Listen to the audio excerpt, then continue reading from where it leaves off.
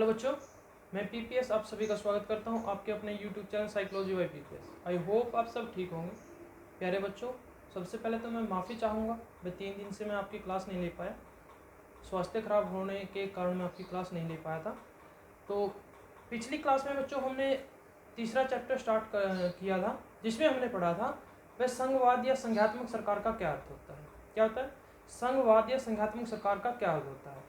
भाई, अगर कहीं पर संघवाद है या संघात्मक सरकार है, मतलब संघात्मक शासन प्रणाली लागू है, तो उसके क्या क्या लक्षण थे, ठीक है, उसकी पहचान क्या थी। आज हम करेंगे वह भारत के अंदर संघात्मक सरकार है या एकात्मक सरकार है या अर्ध संघात्मक है, कैसी सरकार है, जिसमें हम आज सबसे पहले ही बात करेंगे वह भारत के अंदर जो संघात्मक शासन प्रणाली है उसकी विशेषताओं के बारे में या उसके तत्वों के बारे में। तो आज का हमारा क्वेश्चन ही है, वह भारतीय संविधान की संघात्मक व एकात्मक विशेषताओं या तत्वों का वर्णन कीजिए। भारत के संविधान में जो संघात्मक और जो एकात्मक जो विशेषताएं हैं वो क्या है, कौन कौन सी, उनकी विशेषताओं के बारे में बात कर रहे हैं। ठीक है, तो आपको जैसे कि पता है, वह पिछले क्वेश्चन में हम बात कर चुके हैं, वह संघात्मक सरकार का मतलब क्या हुआ है, जिसमें क्या शक्तियों का विभाजन किया हुआ हो, क्या हो, शक्तियों का विभाजन किया हुआ हो। ठीक है, केंद्र और प्रांतों के बीच में शक्तियों का विभाजन किया गया। ठीक है, तो उसमें हमने 6 विशेषताएं पढ़ी थी। क्या पढ़ी थी? वह संघात्मक सरकार की सीधी सी विशेषता क्या है, वह कहीं पर संघवाद है, संघात्मक सरकार है, वहां पर क्या होगा, संविधान की सर्वोच्चता होगी, न्यायपालिका की सर्वोच्चता होगी, और क्या होगी, और क्या थी उसकी विशेषता, शक्तियों का विभाजन होगा, शक्तियां बटी हुई मिलेंगी, और क्या था, लिखित तथा कठोर संविधान था, और न्यायपालिका की सर्वोच्चता, दोहरी शासन प्रणाली थी, और द्वि संसदीय विधानमंडल था। ये किसकी पहचान थी? संसदीय या संघात्मक सरकार की, संघवाद या संघात्मक सरकार की।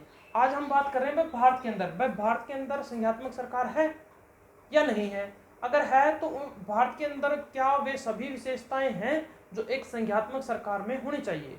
वह एक संघवाद में जो संघवाद के जो लक्षण हैं, जो विशेषताएं हैं, क्या वो भारत के अंदर भी हैं या नहीं है, उसके बारे में बात करते हैं। देखो, भारत के अंदर संघात्मक विशेषताएं स्टार्ट करते हैं हम। तो भारत के अंदर संघात्मक विशेषताएं, पहली विशेषता क्या है, संविधान की सर्वोच्चता। अब संघवाद सरकार के लिए, संघात्मक सरकार के लिए पहली विशेषता हमने पढ़ी थी, वह संविधान की सर्वोच्चता होनी बहुत आवश्यक है। वह इसमें क्या होगा, संविधान सर्वोच्च है। भारत में भी क्या है, संसार में अन्य संघीय संविधानों की भांति भारत का संविधान देश के सर्वोच्च कानून है। भारत में भी क्या है, संविधान देश का सर्वोच्च कानून है। भारत में कोई भी सरकार, संस्था या व्यक्ति संविधान से ऊपर नहीं है। वह संघात्मक सरकार की तरह, मतलब संघवाद में जिस तरह होता है, उसी तरह भारत का संविधान भी क्या है, सर्वोच्च कानून है। उससे ऊपर न तो कोई व्यक्ति है, न कोई संस्था है, न कोई सरकार है।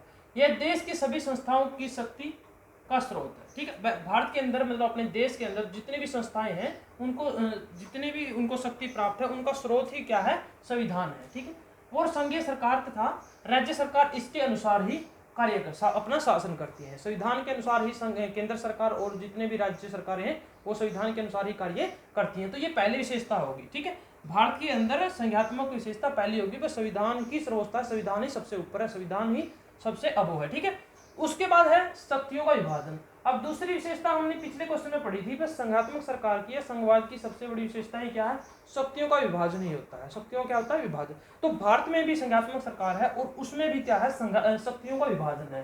भारत में क्या शक्तियों का विभाजन है, शक्तियों का विभाजन है, संविधान सर्वोच्च है। तो इससे पता क्या चलता है, भारत में भी क्या है, संघात्मक सरकार है, मतलब संघात्मक शासन प्रणाली है। ठीक है, अब देखो शक्तियों का विभाजन, अन्य संघीय संविधान की भांति भारतीय संविधान के द्वारा संघ और राज्यों के बीच शक्तियों का विभाजन किया गया है। ठीक है, भारत के अंदर जितनी भी शक्तियां हैं उनको क्या है, 3 सूचियों में बांटा गया है। सबसे पहले संघ सूची, फिर है राज्य सूची, फिर है समवर्ती सूची। इंपॉर्टेंट प्रश्न है बेटा, लघु उत्तरीय, मतलब 2 या 3 नंबर का क्वेश्चन भी आ सकता है, 1 नंबर के क्वेश्चन भी पूछ सकते हैं। यहाँ से बड़ा इंपॉर्टेंट है, ध्यान से समझना। देखो, संघ सूची क्या हुआ है, राज्य सूची क्या होती है, और समवर्ती सूची होती है। ठीक है, एक तो सीधा सा ऑप्शन टाइप क्वेश्चन पूछ लेगा, जो भारत के संविधान में जितनी भी शक्तियां उनको कितनी सूचियों में बांटा गया, तो कितनी, 3 सूचियों में। सबसे पहले कौन सी, संघ सूची। संघ सूची क्या होती है, देखो, संघीय सूची में मूलतः 97 विषय है। कितने बेटा, 97 विषय, लेकिन वर्तमान में कितने हैं, 100। जो मूल संविधान था उसमें कितने विषय हैं संघ सूची में, 97, और अब कितने हैं, 100। इन विषयों पर केवल केंद्र को कानून बनाने का अधिकार है। ठीक है, जो राष्ट्र के हित के विषय हैं, जो क्या है, पूरे राष्ट्र के हित के विषय हैं, उन सभी विषयों को किसमें शामिल कर दिया गया, संघ सूची में। और संघ सूची में जो विषय शामिल किए गए उनकी संख्या थी 97, मतलब 97 विषय, लेकिन वर्तमान में कितने हैं, 100 विषय। अब इन 100 के 100 विषयों पर कानून बनाने का अधिकार किसको है, केंद्र को है, मतलब संसद को है, ठीक है। केंद्र को मतलब केंद्रीय संसद को, केंद्रीय विधानमंडल को, केंद्र को कानून बनाने का अधिकार है। इसमें एग्जाम्पल जैसे संघ सूची में कौन कौन से विषय हैं, सबसे पहले प्रतिरक्षा, फिर क्या है, विदेशी मामले, एक है सशस्त्र सेनाएं, नागरिकता, रेलवे, डाकतार, युद्ध और शांति आदि, ठीक है। तो ये महत्वपूर्ण विषय हैं जो संघ सूची में शामिल है। लेकिन टोटल कितने, 100 के 100 विषय याद करने मुश्किल भी है और कोई जरूरत भी नहीं है, तो मुख्य से ये याद करने हैं। सीधा सा क्वेश्चन क्या पूछ लेगा, ऑप्शन टाइप में क्वेश्चन में पूछ लेगा, इनमें से कोई 3 दे देगा, ठीक है, और पूछ लेगा, और एक इनमें से दे देगा, इनमें से कौन सा विषय संघ सूची में शामिल नहीं है, ठीक है, या कौन सा शामिल है। तो इस प्रकार के क्वेश्चन पूछ लेता है। तो पहले कितने थे, 97, अब कितने हैं, 100 विषय, ठीक है। उसके बाद राज्य सूची, देखो राज्य सूची, इस सूची में वे विषय शामिल होते हैं जो स्थानीय महत्व के होते हैं, क्या, स्थानीय महत्व के, जिनके संबंध में देश का समस्त नागरिकों के लिए एक जैसा कानून बनाने की आवश्यकता नहीं होती। मतलब भाई उस विषय पर पूरे राष्ट्र के लिए एक सा कानून बनाने की आवश्यकता नहीं होती, सिर्फ एक राज्य में, किसी स्थानीय शासन में, किसी एक क्षेत्र में उस कानून की जरूरत होती है, ठीक है, कानून की आवश्यकता नहीं होती। इन विषयों पर कानून बनाने का अधिकार राज्यों को होता है, राज्यों के विधानमंडलों को। यहाँ पर कितना था, संघ सूची पर किसका था, केंद्र के विधानमंडल को, यहाँ पर किसका है, राज्यों के विधानमंडल को। इस सूची में मूल रूप से इसमें कितने विषय थे, 66 विषय हैं, लेकिन वर्तमान में कितने बेटा, 61 विषय हैं। याद रखना, ये सीधा सा क्वेश्चन ये भी पूछ सकता है, संविधान में राज्य सूची में मूलतः कितने विषय हैं, 66, लेकिन वर्तमान में कितने हैं, 61 विषय हैं। इसमें कौन कौन से हैं, जैसे कानून तथा व्यवस्था, जेलें, पुलिस, स्थानीय स्वशासन, कृषि, वन, सिंचाई, उद्योग, सहकारी संस्थाएं, ग्राम सुधार आदि। तो ये महत्वपूर्ण से विषय हैं जो राज्य सूची में शामिल है। तो सीधी सी बात है, राज्य सूची पर कानून कौन बनाएगा, राज्य विधानमंडल बनाएगा। संघ सूची पर कानून कौन बनाएगा, केंद्र विधानमंडल बनाएगा, ठीक है। संघ सूची में मूलतः कितने विषय हैं, 97, और वर्तमान में 100, और राज्य सूची में कितने हैं, वर्तमान में मूलतः कितने हैं, 66, और वर्तमान में 61, ठीक है। अब है समवर्ती सूची। समवर्ती सूची देखो क्या होती है, इस सूची में वे विषय हैं जिन पर केंद्र सरकार और राज्य सरकार दोनों ही कानून बना सकती है, मतलब दोनों कानून बना सकती है, दोनों का अधिकार है, ठीक है। परंतु यदि किसी विषय के संबंध में दोनों सरकारों में परस्पर विरोधी कानून बना दे, मतलब आपस में मतभेद हो जाए, ठीक है, राज्य सरकार कुछ चाहती है कानून बनाना और केंद्र सरकार कुछ कानून बनाना चाहती है, तो ऐसी स्थिति में क्या होगा, ठीक है। तो जिन पर केंद्र सरकार और राज्य सरकारें दोनों कानून बना सकती हैं, परंतु यदि किसी विषय के संबंध में दोनों सरकारों पर परस्पर विरोधी कानून बना देती है, तो संघीय संसद द्वारा बनाया गया कानून ही लागू होगा। मतलब सीधी सी बात है, केंद्र को शक्तिशाली है और केंद्र द्वारा बनाया ही कानून क्या होगा, लागू होगा, ठीक है।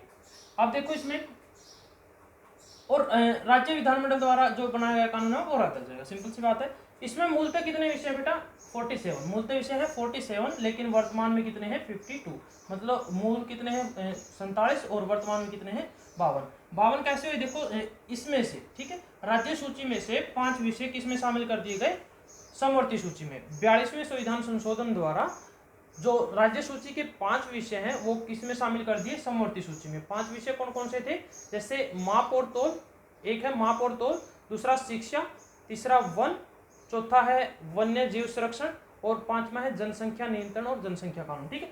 तो ये 5 विषय हैं जो 42वें संविधान संशोधन द्वारा राज्य सूची से समवर्ती सूची में शामिल कर दिए गए। तो उसके बाद जो राज्य सूची में विषय की संख्या कितनी रहेगी, 61, 66 थे पहले, 61 रहेगी, और जो समवर्ती सूची में पहले 47 विषय थे अब हो गए 52 विषय, ठीक है।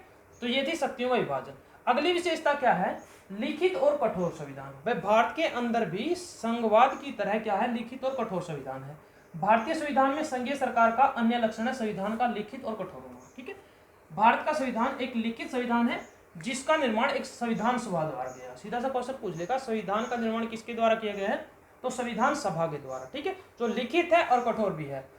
इसमें 395 अनुच्छेद, जो मूल संविधान है उसमें 395 अनुच्छेद हैं और 12 अनुसूचियां शामिल हैं। अब देखो कठोर क्यों है, कठोर क्यों है, क्योंकि इसमें संशोधन करना बिल्कुल आसान नहीं है भाई, इतना सरल नहीं है, ठीक है।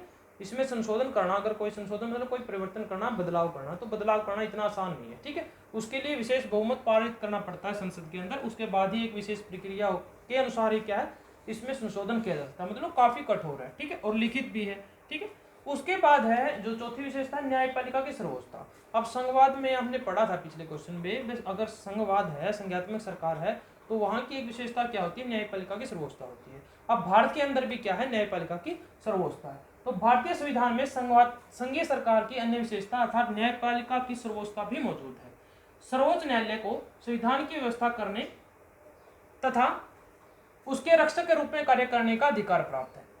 यह इस बात को देखता है कि संघीय सरकार और या राज्य सरकार अपने अपने अधिकार क्षेत्र में रहकर कार्य करें और दूसरों के क्षेत्र में हस्तक्षेप न करें। मतलब न्यायपालिका क्या है, सर्वोच्च है, और इसकी व्यवस्था किसके अनुसार की गई, संविधान के अनुसार ही की गई है।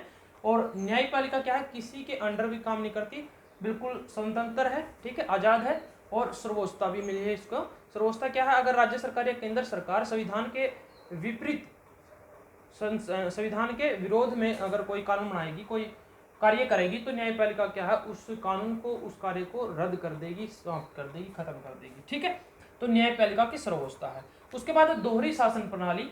संघीय सरकार में दोहरे शासन प्रणाली की व्यवस्था की गई है। ये आप जानते हैं, पिछले क्वेश्चन में हमने पढ़ा, वह संघीय सरकार की एक लक्षण क्या था, दोहरा शासन प्रणाली था। तो भारत के अंदर भी क्या है, दोहरा शासन प्रणाली है, दोहरी शासन प्रणाली है।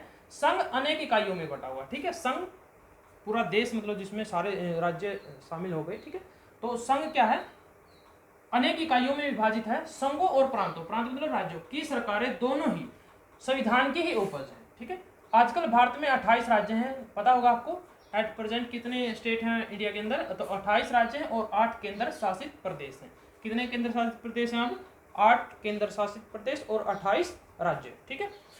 तो उसके बाद लास्ट है हमारा द्वि संसदीय विधानमंडल। देखो, संघीय शासन प्रणाली का अंतिम तत्व अर्थात विधानमंडल का द्विसदनीय आधार पर संगठन भी भारतीय संविधान में मौजूद है। मतलब संघवाद की एक विशेषता क्या थी, एक लक्षण क्या था, द्वि संसदीय विधानमंडल क्या था।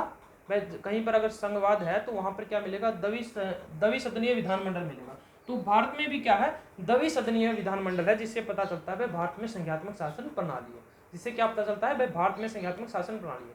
अब द्वि मंडलीय कैसे, द्वि सदनीय विधानमंडल कैसे है, जैसे केंद्र के अगर विधानमंडल की बात करें तो वो किन से मिलकर बनता है, लोकसभा और राज्यसभा। किससे, लोकसभा और राज्यसभा। अगर प्रांत की बात करें राज्य में, तो राज्य में भी किससे मिलकर बनता है, विधानसभा और विधान परिषद। जिसमें अगर केंद्र विधानमंडल की या संसद की बात करें तो उसमें क्या होता है, लोकसभा निम्न सदन होता है, जैसे आपको पता है इस बात का, और राज्यसभा होता है उच्च सदन। लोकसभा का जो सदन होता है, मतलब जो निम्न सदन होता है, वो किसका, समस्त राष्ट्र का प्रतिनिधित्व करता है। पूरे देश की, पूरे राष्ट्र की जनता का प्रतिनिधित्व वही कौन करता है, निचला सदन लोकसभा। जैसे पता ही चलता है, इसको क्या बोलते हैं, लोगों का सदन। क्या बोलते हैं, लोगों का सदन। और जो उच्च सदन है मतलब राज्यसभा, संघ की इकाइयों, संघ की इकाई कौन सी, जो 28 स्टेट हैं, ठीक है, जो 28 स्टेट हैं, और क्या है, 8 यूटी हैं, केंद्र शासित प्रदेश हैं, जो ये सारे क्या है, संघ की इकाई है। और इन संघ की इकाइयों का ही प्रतिनिधित्व कौन करता है, राज्यसभा। कौन करता है, राज्यसभा, मतलब उच्च सदन। उसी प्रकार अगर स्टेट पर बात करें, राज्य विधानमंडल की बात करें, तो उसमें क्या होगा, विधान परिषद क्या हो गया, उच्च सदन, और विधानसभा क्या हो गया, निम्न सदन, ठीक है, क्लियर। तो ये क्वेश्चन था भारत में संविधान की संज्ञात्मक विशेषताएं। कल हम बात करेंगे भारत के अंदर जो संविधान है, भारत के संविधान की एकात्मक विशेषताओं के बारे में, और उसके बाद हम डिस्कस करेंगे भारत में क्या एक्चुअल में संज्ञात्मक शासन प्रणाली है, या एकात्मक शासन प्रणाली है, या अर्ध संज्ञात्मक शासन प्रणाली है, ठीक है। तो नेक्स्ट को अगर एक साथ करेंगे तो ज़्यादा हो जाएगा, तो कल इसको कंप्लीट करेंगे पर्सन को, ठीक है। हाफ हो गया, हाफ कल करेंगे, ठीक है। तो अगर क्लास पसंद आई हो तो बेटा लाइक जरूर करें, शेयर ज़्यादा से ज़्यादा करें, और अपने चैनल साइकोलॉजी बाय बीपीएस को सब्सक्राइब करना ना भूलें। Okay, thank you, have a nice day, take care, bye.